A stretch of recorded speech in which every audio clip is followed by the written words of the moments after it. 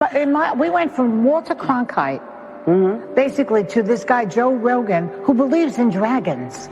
I checked it. He believes in dragons? He believes in dragons. Did you triple force that? And he also thinks that dragons, I guess like dinosaur type of animals, roamed the earth when people did. So this is the type of really, really bad information that's going out there. This election was the first time they didn't really have control of the media anymore. Because what? Because of us. Non-mainstream media? Because of podcasts. Podcasts. Selling tickets. Because of social media, because you're of X. humanizing Trump like, well, he's human. Yeah. So why can't I? They've been caught up in all this shit they've shoved down everybody's throat, especially all the Russia shit. Imagine a scenario where you've thawed a guy out from some frozen cryo chamber thing. He's been in there for like 20 years. And this frozen guy, well, he loves comedy. And so this guy is excited to finally be unthawed and to discover what the world of comedy looks like in 2025, the year of our Lord. So you invite the guy to your house, sit him down on the Chesterfield, and prepare a televisual feast to get him up to speed. And you try to find a way to explain to this guy how this guy right here somehow is a king of both comedy and broadcasting. He said Donald Trump was Hitler, but half the country disagreed with us and he won, and this is fucking great. And Joe Rogan believes in dragons! And Joe Rogan believes in dragons! Joe Rogan believes in dragons! Dragons! Dragons! Dragons! Dragons! Dragons! Dragons! Dragons! Dragons! And you gotta explain to the freezer guy that you're sorry to be the one to tell him this, but we truly live in hell, and I feel that in my bones. And he's surely gonna want to get back in that freezer thing, but he can't, so instead he slices his own head off. Just a little scenario to think about. How the hell did we get here? It could have been great, but well, you guys know how the universe works. We're all just flying down an endless series of alternate realities inside a vast multiverse. And you can't really control which branch of those realities you are going to live in.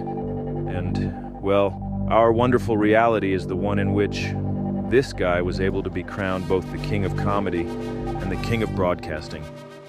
And I was sitting here watching this clip of this insane, resentful, unhappy, angry, and unfunny old man hysterically ranting and raving about his belief in dragons. And then you couldn't believe that. Watch the news. Illusion.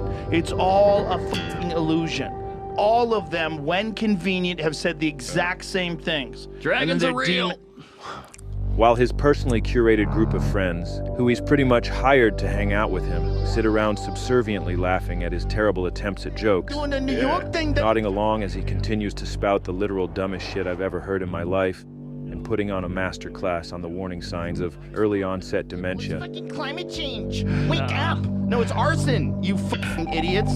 I think to myself, there's no way anybody listens to this. I check the podcast charts. It's number 1. No, 2. And it's listed as comedy. Oh God. It suddenly all hit me how messed up this all is, and how this whole shit era of comedy kind of snuck up on all of us like boiling a frog or whatever. And I don't know if I'm just crazy, but I think this is actually bad. So I started thinking, trying to put the puzzle pieces together. Just trying to figure out, how did we even get here? And where are we going? And does it really have to be this shitty? Was it ever even not shitty? Like, what the hell is even going on here?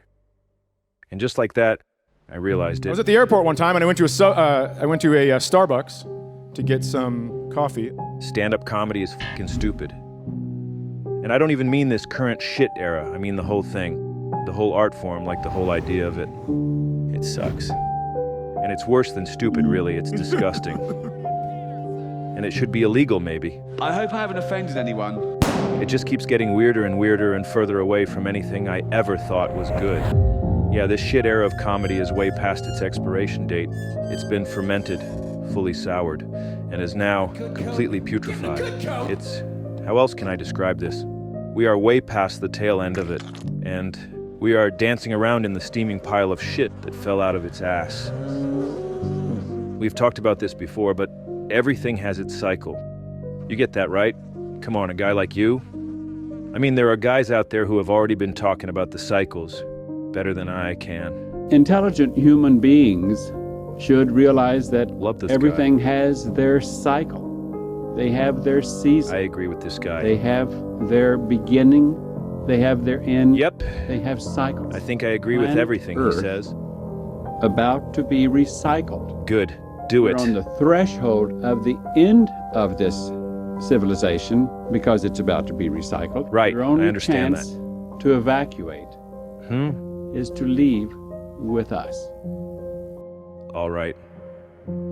Our lives have cycles. History has cycles. Culture, ecosystems. You see it everywhere, it's just obvious. You're telling me you don't see the cycles? What, are you drunk? Like all the time? Well, it's also obvious that this current shit era of comedy has reached its end. And wouldn't it be great if that next era could get started? Well, unfortunately, there are incredibly powerful forces keeping this bloated comedy carcass on life support, artificially sustained, and they won't allow it to die off and renew like it's supposed to. Disgusting. This whole shit era was really ushered in by Dame Cook, who was one of the first guys to figure out the scheme of using social media to get famous. This new technology shifted reality, opening up a new branch of the multiverse in which talent and, like, being funny became secondary to how well you could market yourself online. Or maybe I'm wrong and he's actually brilliant, I don't know. Who can be sure? You ever wish you were a snake? Not me. Cool to travel around. You know, there was a few guys that I saw that were like no-brainers. Dane was one. Like the shit that he gets through, the level that guy was killing.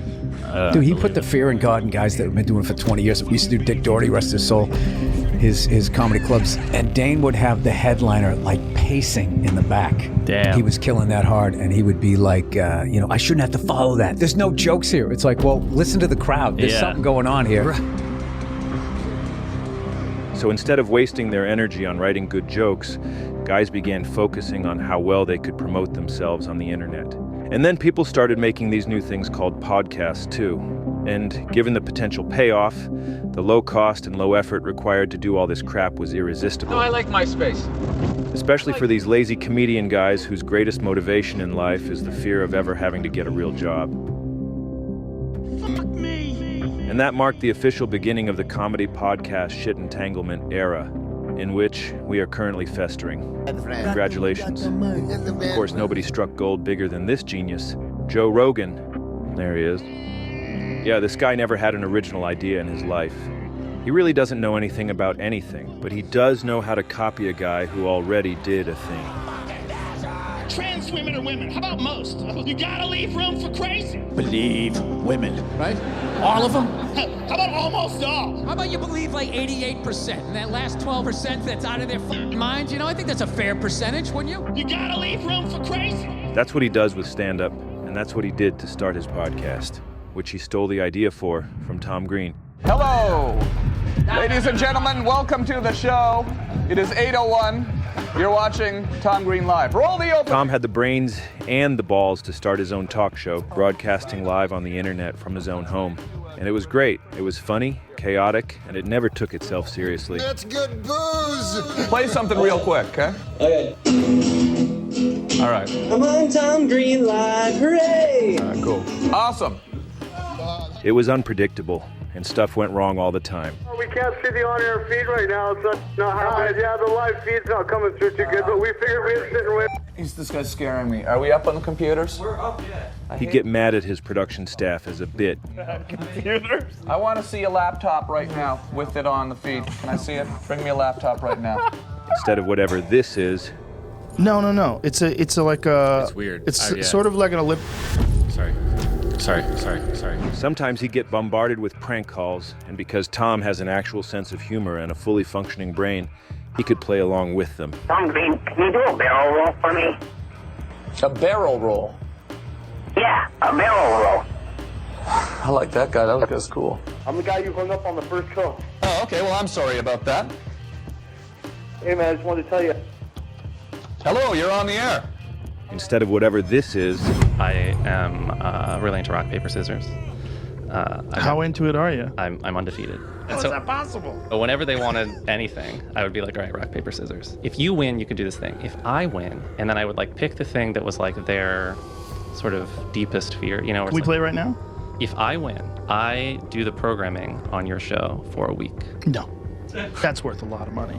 You can f off. Vance, You were so and- confident until just now. We No, could no, pick no. a month, That's few just- months that's, off. Whatever. That's all right. Sounds like someone's scared to lose at rock, paper, scissors. It sounds like someone else is scared to lose it. No, you're asking me for something that's ridiculous. Look how mad it You gets. don't have it. This. Fuck off. And number one comedy podcast in the world. Friends was a funny show. Joe, you were great on Friends. No, I wasn't on Friends. That's a joke. Hey, stop joking No. around. But is this There you are. wall going to Everybody's be done it. huge? Is it- Huge? That's a joke. Did Such that- a fun podcast. Such a fun We time. need to beat Russia. Are you out of your fucking mind? Fun. Are you serious? Do you know how big that place is? Do you Too know how big. much military force is behind Putin? What are you talking about? What are you talking What are you about? talking about? Like, what if he Right. just decides to go nuclear? Oh God, shut up. Break down your whole regime. Oh, that's better. Tom Green in the black limousine. Oh, hell yeah. God, can you imagine that parallel universe where Tom became the number one podcast guy instead of Joe? Must be a fun place to be. That's where we're all supposed to be, if anything made any fucking sense in this stupid world. But it doesn't. And sadly, guys, we are all forced to live in this very shitty branch of the multiverse. Exiled from the group. This is the branch where Stu and Joe stole Tom Green's idea, made a much shittier version of it, and slowly took over mainstream media, comedy, and the US government. As he continues to spread his wonderful mental herpes to all his listeners week after week. Made your daddy proud. I'm proud to be your friend. I'm proud to be yours as well. I love you, Joe, man. I love you too, Thank you for brother. your time, bro. Oh yeah, thanks. Almost forgot to thank him today. You can watch in real time the moment Joe realizes there might be gold in these podcast hills. Dude, I think this is fucking awesome. Thank you, man. See, no, I mean, This is the craziest thing ever. it really is different, you know, Yeah. than television. This or is anything. way better. He gets rock hard, praising its lack of corporate interests and griping about how advertising and money ruin anything good about It's not entertainment. a corporate pressure. See, Yeah. the thing that fucked up television, Watch the lab, thing that Mike. fucked up entertainment in general idiot. is money. They Oh, started really? selling advertising, and that's all. And that fucks up everything. It doesn't make anything good. A belief he abandons literally within seconds once he realizes that he could be the sole beneficiary of this potential new advertising revenue stream. We need to figure out how you make money from this. Yeah. I think we I create thought money ruined a everything. national interweb, we Sure. call it, and then create a mass traffic Like a portal. gauge. Watch right here. You can see the wheels turning inside his brain as he quickly flip-flops. Like a portal Yes. into the advertising revenue Yeah. stream, you know? Yeah. Then So he just copied Tom Green, and he started the Joe Rogan shitcast experiment. And just for being an early adopter of podcasting, he was able to become the biggest and most mainstream establishment media figure on the planet. There he goes, stealing Joe. He's up. Yeah, this visionary genius is comedy's George Carmack. Who's George Carmack? Well, he's the guy who found that first piece of gold in the Yukon, which started the whole Klondike gold rush. There was nothing special about George Carmack. He was just some guy. He was just lucky enough to get a tip from this other guy, Robert Henderson, saying there might be some gold up there in the Yukon. So George just went up there and yeah, he found some. And after that, loads of guys swarmed up to the Klondike there and ruined the place as they all tried to copy what Carmack did. And just like Henderson tipped off Carmack, Tom Green tipped off Joe, giving Joe the idea to start a DIY podcast. And he did. And he struck gold and caused a stampede of comedians trying to copy his blueprint, turning everything to shit in the process. Like a plague of locusts. Shit locusts. And guys, please don't hold that against Tom, all right? There's no way he could have predicted the consequences of that tip. And Tom's a wonderful man. And actually, just like Joe Rogan, all his riches were never enough for George Carmack. He was always questing for more and more gold, never satisfied. He, like Joe, must have had some kind of dad-shaped hole in his soul that he tried to fill with money and fame, but it never really worked. What are you saying? George dropped dead at age 61 while working yet another new claim. I'm just saying. So Joe struck gold and, as we all know, became the godfather king of both comedy and podcasting, and helped to restore faith that we are still living in a meritocracy-based society. And we love him and we thank him each and every day of our lives. Along the way, Joe spawned a slew of copycat shows trying to coattails his success, to the point where every single comedian now has their own podcast, literally every single one. And so many of them were built on the same premise of, what goes on inside a comedian's twisted mind? What really happens backstage in that green room? The green room is amazing. No. I know it looks bad, and Oh no. it doesn't. I can't believe it. Well, we all found out pretty quick that most of them are just sick, twisted perverts and dangerous, mentally ill narcissists, predators, abusers, all those kinds of guys, farting around in that stupid green room in one big depraved circle jerk. Lucky she paid 100. I had girls in my dick giving me coke from Chewy. You think I'm fucking kidding you? Yeah, you gotta suck my dick to get up in the belly room. I'm making a call for you. That's the fucking gateway into coming to Hollywood. Everybody knows that. How many girls did you have do that? Oh, 20 of them. Yeah. Got to Hollywood, bro. She was beautiful, and when she left, she had dirty fucking. Her nails were dirty. And then a year later, she wrote me a letter to the Comedy Store. You sucker, you broke me. I kept shooting sperm balls in her fucking ball. That actually makes me want to start believing in the death penalty. Send him right to Sparky. Anyways, on and on it went. And they just kept making these podcasts. They just won't stop, pumping them out. And then a pandemic happened, and people were alone, and so desperate not to listen to the thoughts inside their own heads. So they put on these podcasts as mental screensavers and escape into the friendship simulation that these podcasts provide. And the numbers went up, and more guys made more and more podcasts, always trying to outcompete each other by making everything as fast, cheap, and low effort as possible. And then it's just a matter of reading ads for pills or nicotine mouthwash or whatever. Brain nourishing. Oh, it's not good. These lazy stand-up guys got into comedy because it was the easiest thing they could do to avoid getting a real job. But then podcasting came along, and suddenly they had an even easier way to make even more money. Podcast? And then pretty soon the podcast eclipsed the stand-up, and now all these so-called comedians are really just zero-effort podcasters selling shitty products again and again and again. We'll be back with the interview in 1 minute. First, we want to talk to you about the sponsors of today's episode, AG1. We should nuke England. We take AG1 to stay healthy. And you're looking great there, bud. Jesus Christ. They really have become indistinguishable from those infomercials you used to see on TV late at night when you couldn't sleep, and you'd turn that thing on out of desperation just to maybe hear another voice. You might even see an interesting product, who knows? Arthritis, depression. Those are podcasts now. iRestore, the clinically proven, game-changing hair growth device, iRestore. This show is brought to you by DraftKings. They're just places these fools can hawk supplements and get free advertising for their own branded crap. I love this. And they all follow that original blueprint from the godfather of podcasting, Joe Rogan. Mom brain is real. It is a real thing. You need some alpha brain. What is it? Can I take it? I'm breastfeeding. Alpha Brain is a nootropic that my company Onnit makes.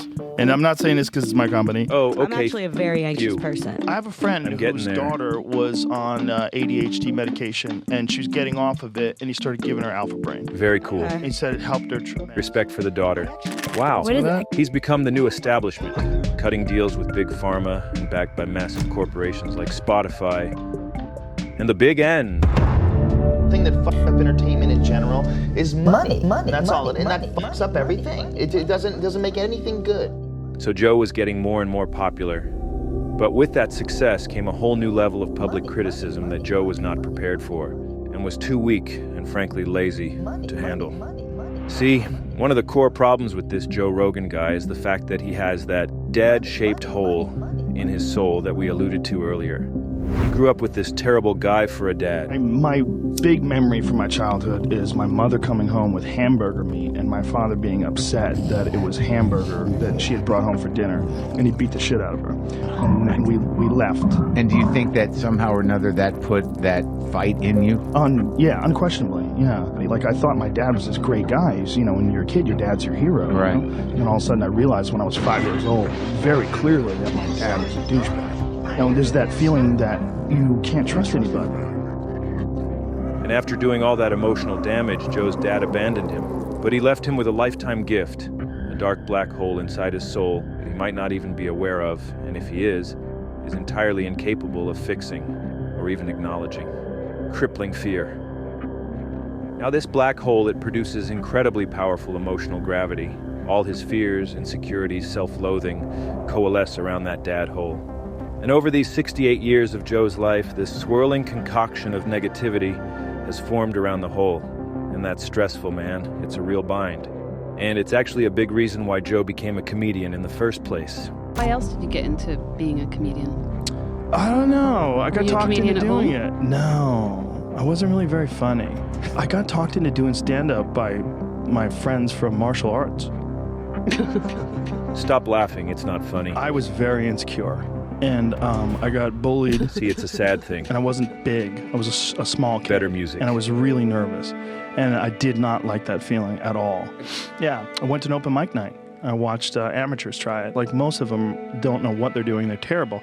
Like, people who really suck inspire you to do it because they lower the bar of expectation. And do you still do your stand-up? Yeah. Oh, come on. That is the emperor of comedy you're talking to. See, there are two main strains of comedian. Yeah. The first kind are the people that are creative artists that have weird brains and maybe even have a triple-digit IQ, and they're driven to create.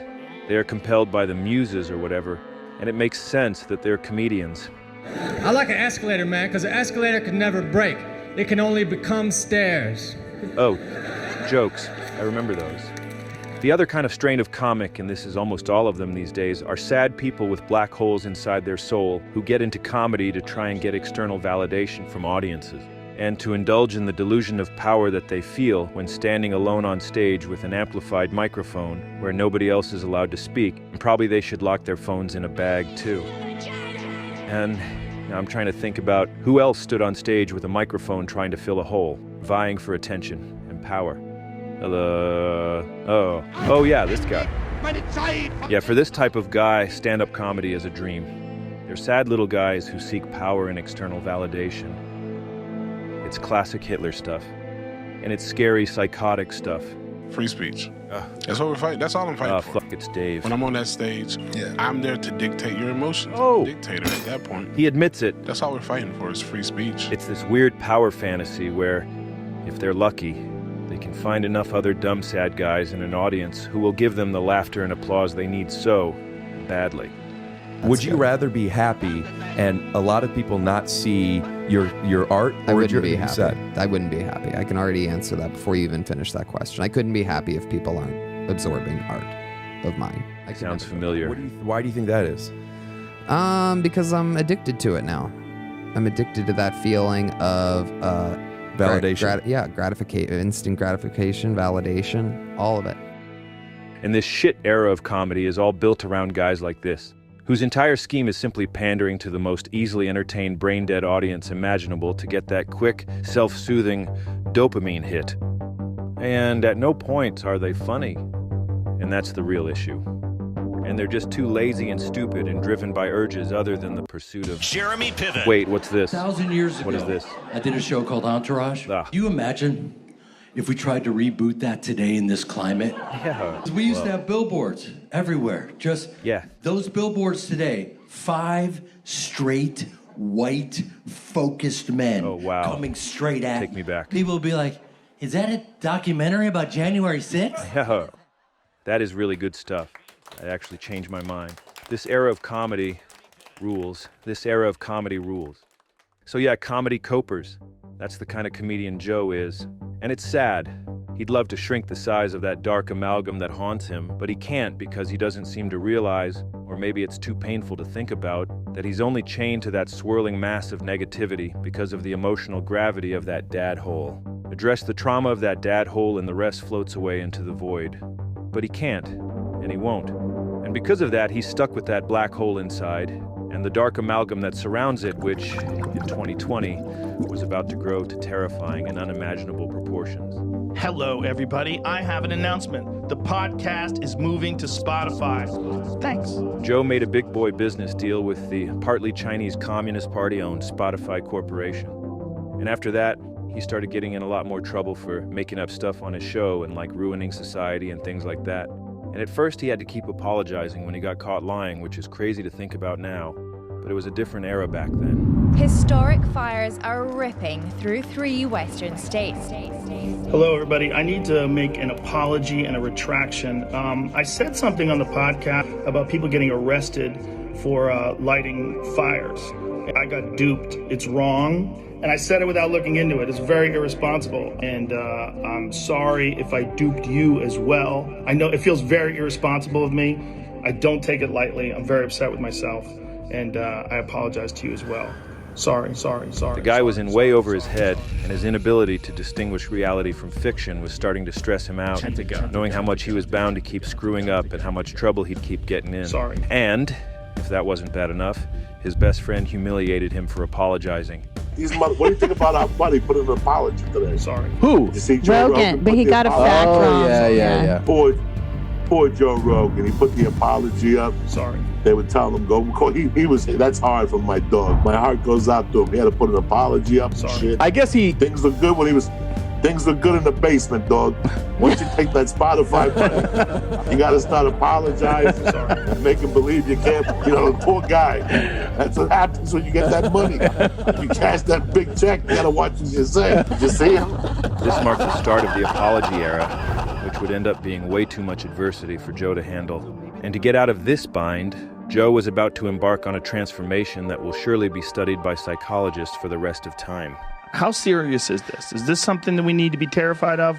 So, long story short, a pandemic started, Joe couldn't handle it, and he went and had a panic attack in the sauna. Well, I was scared out of my mind in the beginning. When everybody's shutting down in the beginning and people are stockpiling food, I was worried about people I knew getting really sick and dying. And then I was convinced that I had it. At one point in time, I was like, God, I do feel like I'm breathing heavy. I felt like my breath is coming short.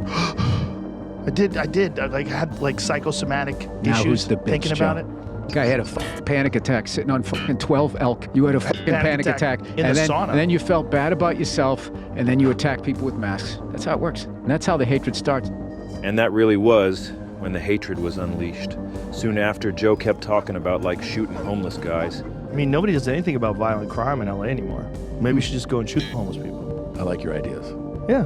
This pandemic stuff was way too stressful. Then he started frantically scrolling Twitter, found a new group of guys to hang out with. And these guys allowed Joe to believe that everything was actually okay, and so Joe felt relieved and safe with them, and transformed his inner anxiety into outward rage, an emotion he was more accustomed to dealing with on account of that bad dad. But unfortunately, this new group of guys and all the stuff that he and Joe were talking about was getting Joe a lot of negative attention. And that made even more anxiety bubble up. And again, Joe transformed that anxiety into an even bigger rage. And I mean, this guy was getting pissed. Breaking news this evening, Joe Rogan, an extremely popular podcaster, announced on social media today that he has COVID. Shit, anyone got a lighter? He mentioned ivermectin is something more often used to deworm horses. I can afford people medicine, motherfucker. This is me. This is ivermectin. You got this it with right you. Here. Somebody gave it to me. Oh, this is amazing. Look, they put a yellow filter on me too. They did. I look like shit there. Do you know that? I think you look good. Pause. And his mind just completely shattered. That's enough, Jim. He had to defend this new guy he'd started becoming, and all his beliefs, which were the only thing abating his rampant anxiety. And now he was way too invested in this stuff to ever turn back. 5'3". I think this is really important. One of the problems that I've had, me personally, I've had with any idea is that once I have an original idea or once I start looking at something a certain way, I become married to it. And I've had real problems with that. And the problem with saying this happened and that happened, which I used to do all the time, is that you don't know. You don't know. You don't know. But until you do know, when you say you know and you might be wrong, it becomes an ego thing. If I wasn't doing this fucking podcast, okay? If I was just a regular comedian and that's what I did for a living and I didn't pay much attention to alternative media and podcasts, I would be just like people I know who I used to be friends with who now hate me and are angry at me and talk shit about me online. Now, you might have noticed that Joe is on the verge of tears there, struggling very hard not to break down and cry. And that's because the real Joe is inside there somewhere dying and desperately trying to be heard. But Joe won't allow it. He's committed to being the new guy. And he puts in major effort in order to keep the old guy beneath the surface, basically torturing him into submission. I'm taking the lid off that cold plunge. As I'm taking it off, don't do it, don't do it. I'm like, shut the fuck up. And I climb right in and... And because I get through it every day, I start the day off with a win. I won. I beat the inner bitch. I conquered the inner bitch. I got in there. If I start my day with a win, then how can I be a loser? Well, despite winning so hard at life from sitting in that tub, he was still pretty messed up from all the backlash he was getting from all his major whoopsies. I would have been like them if I didn't have the access to the kind of conversations that I've had, if I didn't have the kind of mindset that I have. The mindset. My personality. The personality. Is just immune to bullshit. He's got it all. When bullshit hits me, I go, oh, I know what this is. I grew up without a dad. Daddy. Okay? I don't trust people. And the people that haven't experienced that, I can understand why they formed the conclusions that they did, because I could have been them. I 100% could have been them. Well, thank God Joe's mommy bought hamburger that fateful night. Or Joe could have ended up a guy with the biggest mainstream media platform on earth, being easily used and exploited by weird billionaires and grifters, and allowing it to happen because he's just so desperate for love and validation on account of that dad hole. It's crazy to think there's a multiverse thing out there where a #1 comedy podcast doesn't have guests like some comic book villain evil rich guy, all these nutjob billionaire dweebs, and like, I don't know, a guy literally from the CIA that's on like once a month for some reason, and also like the entire government basically. Could any of these people have tried to influence the way he thinks? Nah, man, he grew up without a dad, so you don't even have to take that question into consideration. And say sorry. Like, would it kill you to just apologize for no reason? Anyway, yeah, the manipulation of Joe. I thank the Lord each day of my life that that didn't happen. Right, Duncan? Remember you warned Joe about that happening? Thank you so much for saving our dad. I mean, Joe. Thank God he's got friends that still tell him the truth and don't tell him part of the truth and then walk it back a little bit out of fear of disrupting his delusions, stressing him out, and then being cut out of his inner circle. That would be spineless and, would make it obvious that all your peace and love and honesty stuff was just a load of crap all along. If you're not careful, folks from deep, dark wells of perspective are gonna infiltrate your shit. Listen to me. All those people that are organized, they come hang out with us. Give me a hug. You don't want to give them a hug? Relax. Why? Just relax. All those people are just people, man. Like a white supremacist? They're lost. Yeah, but you have to watch out because people are gonna try to exploit you. That's the main thing, is like people recognizing what you are. You have political agendas will infiltrate your shit and then start blowing out their radioactivity into the world, right? That's a fear. Like radium. But like, dude, I do worry about you sometimes, man, because it's like you now have a platform that is unlike any platform that's happened, because you're doing like a comedy podcast, radio show style thing, but you're also interviewing people about really heavy duty shit. Then you start thinking like, man, I've got this podcast that lots of people listen to. Has it ever happened where maybe some really intelligent person has manipulated me in an attempt to get me to disseminate some kind of information out into the world? Good luck manipulating me, Duncan Trussell. I'm an American. Yeah, okay? But you wouldn't even know. That's the thing. You wouldn't even. Oh, I wouldn't know? How would I not know? These people are people. What? They're going to be like, if someone is so good at manipulating people that they can manipulate me and change the way I think about things. Yeah. Well, then good luck. So Joe got attached to all this COVID stuff, and everyone was either yelling at him and calling him a dangerous idiot, or they were showering him with praise for widely broadcasting all their favorite ideas about what reality might be, and making them feel validated. So, if you're a fearful, self-loathing, and external validation-seeking guy like Joe, which side would you embrace?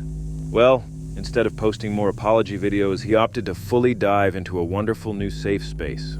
He tapped into something he'd been searching for all his life, a source of constant praise and affirmation.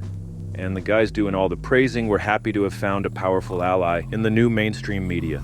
And as if that wasn't enough, Joe also found an endless parade of charlatans willing to juice his rod like he's some kind of god king for access to his wonderful platform and a chance to milk him for their own fame and fortune. I want to give you the gifts I got you, bro. Got 5 of them. Okay, the letter to the right is the Warren Commission. Then you got the autograph of Lee Harvey Oswald, and you got the autograph of John F. Kennedy.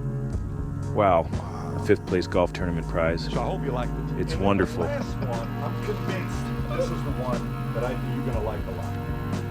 So,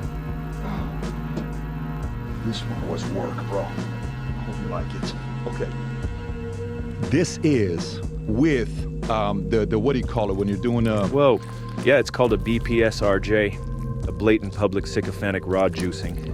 And Joe just laps it all up, swallowing the praise and plugging it into that hole his bad dad left in his soul.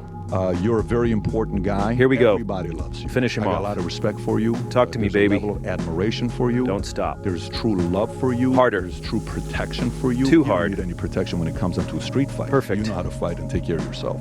Feels my good. My weapon is words. And by the way, my book is coming out in December. And these raw juicings just felt so good, and they relieved Joe of the anxiety he was feeling from all that criticism he was getting. And on top of that, all those instances of Joe transforming his fear into rage compounded on each other, and through neuronic muscle memory, his brain began to default to the fear-rage switch innately. And whether Joe meant to do this or not, I don't know, no free will, he actually became a whole new guy.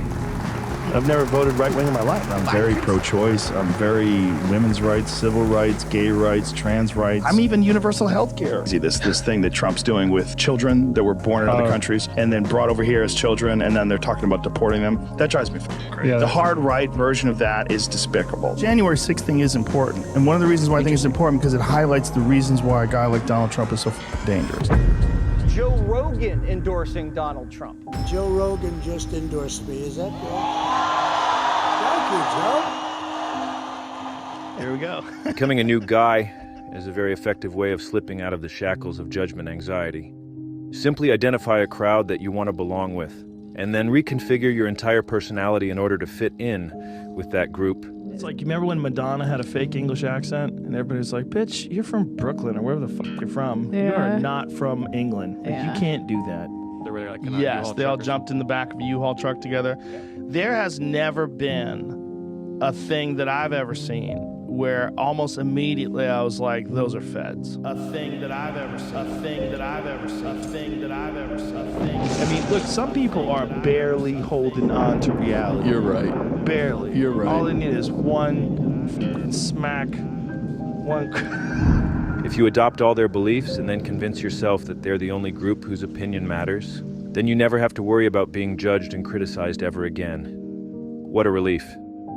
This rap guy, Machine Gun Boy, he too became a new guy recently by employing the new body, new guy technique himself. I'm in a new body. I literally am in a new body. Like, I covered everything on my arms and my body. I left windows to it, but just like there's windows to my old work, but I'm a new person. So the evolution has led me from a caterpillar to a butterfly now. Hold on, that was kind of deep. The transition into a new guy is very difficult, and it takes many years to become fully immersed in the self-delusion. But upon reaching the maximal delusion saturation point, your simulated self becomes more real than your original classical self.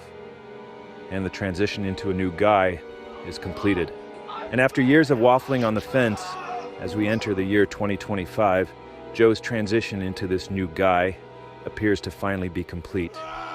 Well done. You gotta remember, they were probably messed up. The reason they're doing what they're doing is because something happened to them earlier on. There was an aggressive, teacher, uncle, somebody that just maybe a dad. A dad who was drunk. Yep. There's stuff that pushes them in that direction to be expressive, controlling, and wanting to be acknowledged and do it exactly my way.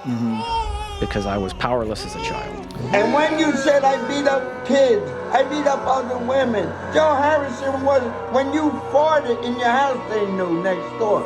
How could I get away with that? Yeah, for sure, right? And then that's the thing you see with actors too, and they finally get some success, and then finally you're the man. Like, oh, look, it's Mike. Your bagel's ready, Mike, and your trailer's ready. And then Mike is, get me a fucking coffee. Like, oh, Mike, anything for you. And people act in this disproportionate, very insane way. You know what I'm suffering? Jamie, this coffee sucks. Water. I don't know what happened, but you made it it's literally almost like water. Can we get some more? We're going to talk about this. This is the worst coffee I've ever had. Sorry. The exponential here, by the way, is OpenAI or whoever makes the next model. Jamie, this is still super watered down. I just have to let it sit I did. I just put the water in. I'm telling you, dog. There's a ton of coffee. Get me a coffee. Set of stable materials. Coffee's terrible. I'll just tell you right now. Jamie, this is terrible for coffee, though. You're like, this is fucking terrible.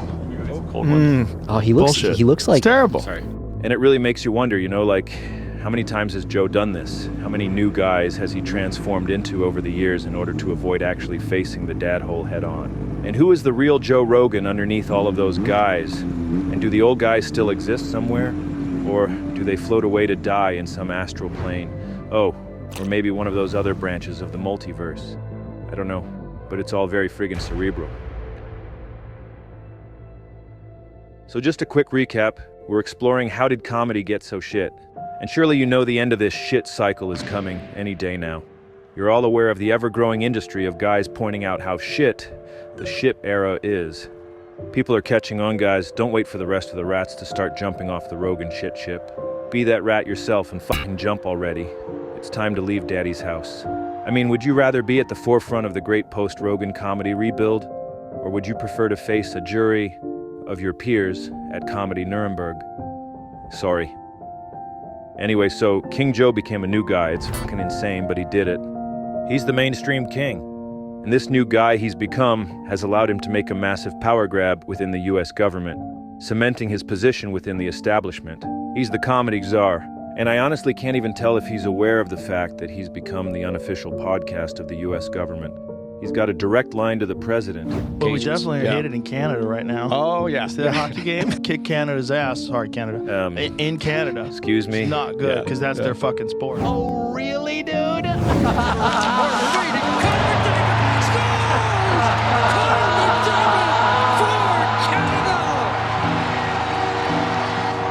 Eat shit.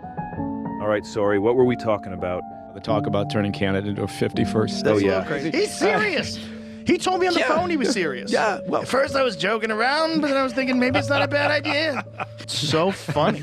He's become comedy goibles. Jobles. Just kidding. But if you think that's slanderous, you must have missed Joe's best friend's announcement that comedy is legal now. The Yay. left wanted to make comedy illegal, you know? Like, you can't make fun of anything. So then it was like, comedy sucks. It's like, nothing's funny. You can't make fun of anything. It's like, legalize comedy. Yeah. Legalize comedy. But now it's 2025 and Joe's the only guy on earth still ranting and raving about the pandemic, wants his bread and butter, and why are you just accepting this? Because it's a noble thing. addicted to something that pissed him off like 4 years ago, addicted to the whining. He looks for stuff to whine about like a pathetic cigarette junkie, scouring the sidewalk for butt remnants to smoke because that's all that's available. And you gotta take what you can get. If that Tim Walsh sucker, if that guy got into power, that weirdo puts tampons in the boys' room and... So this new guy experiment is fucking insane, but it actually kind of worked out for Joe. But Joe wasn't gonna stop there. I mean, say what you want about Joe, but this guy can overcommit to stuff at a pathological level. Becoming a new guy was not enough. Though more secure in his delusion than ever before, the flimsy tent poles holding up the belief in this new guy were always threatened by critics and like just regular normal people calling him stupid and stuff. So it was still kind of stressful. Now Joe is putting in efforts to normalize the whole concept of becoming a new guy in order to legitimize his own transition. And now Joe has gifted the world a brand new blueprint to copy. It's the new guy blueprint. And guys are already getting into it. We just saw Mark Zuckerberg show up to the Shipcast to unveil his new guy. We're also lucky that you got into jiu-jitsu because I think you look different. When you walked in here today, you look thicker. You look like a different guy. It just turned on like a part of my brain that I was like this was a piece of the puzzle that should have been there. And I'm glad it now is. Now, Mark maybe wasn't quite ready to unveil the new guy, but you know, sometimes we get a little bit too excited about our new guy. And we unveil them before they're really ready. I like racing, and I feel like all these activities, grilling meats, racing cars, are probably two of the most fun things that you can do. Oh yeah, hunting too. Yeah, same kind of thing. You've done a lot of that as well. Yeah, well, my favorite is bow and arrow. Mm-hmm. Joe's already dubious. Mm-hmm. He's worried that Mark is going to bungle the new guy unveiling here and undo all the hard work Joe's put into normalizing new guy transitioning. But at the same time, Joe the gatekeeper can't help but become activated to defend the holy hobby of hunting. I mean, that's, I think, like the most... That feels like the most kind of sporting. What kind of bow do you have? Gosh. Whoopsie. Do you know the company that makes it? Not off the top of my head. Oh, that's bad. Yeah, no, this is embarrassing. Yeah. This is embarrassing. But Joe was enthused to see someone else try and follow his path. I saw your neck. I'm like, his neck's bigger. Your neck is bigger. Good. Are you using iron neck? Sorry, I got to cut it off before he goes into infomercial mode again. So Mark got Joe's support for his new guy, But Mr. Schaub? Yeah, he wasn't buying it. Brendan saw right through Mark's new guy transition and refused to recognize it. You had Zuckerberg on, and he goes, I hunt. Oh, no. I went like this, yes. Joe's not having it and jumps in to defend Mark and his new guy. Do you? No, what kind of bow do you use? I think he did. He just forgot his bow. Oh, he forgot the name of his Zuckerberg 2.0, and I love it. And of course, Brian defends the new guy transition as well, to appease his lord. It's all kind of coming together for Joe, I guess. All these guys are becoming new guys all over the place, using Joe's blueprint as a guide. Back before he completed his transition, Joe was dreaming about all of this happening. And since he knows how difficult it can be, navigating society as a new guy, and all the criticism you get for transitioning, he started envisioning a new world for all the new guys to go. And he checked his bank account, and there was like $1 billion in there from his work with Big Pharma. And so Joe thought, well, what if I create a special place for anyone that wants to be a new guy? And we'll all be new guys, and we'll support each other's guys. And if we come together and bind all of our new guy copes together, we'll be stronger in our belief. And if a guy can become any kind of guy he wants anytime, then maybe reality itself can be changed just the same. And then nobody can break the delusion, and we'll finally be able to relax forever. And reality can be whatever we want it to be. And there's only one place where we can do it.